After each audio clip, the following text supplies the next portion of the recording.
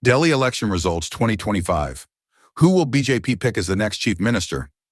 After 26 years out of power in the national capital, the Bharatiya Janata Party, BJP, is poised to retake Delhi as election result trends indicate a defeat for the incumbent Aam Aadmi Party, AAP, on Saturday, February 8, 2025. While votes are still being tallied, celebrations broke out in front of the Saffron Party's Delhi office, where the party leaders, including Delhi BJP Chief Virendra Sachdeva, Union Minister Harsh Malhotra, and BJP National Vice President Baijayant Panda, gathered for an initial meeting.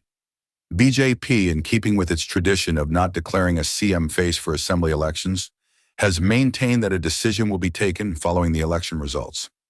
Mr. Sachdeva had said that the decision will lie with the party's central high command, which includes PM Modi and Union Home Minister Amit Shah.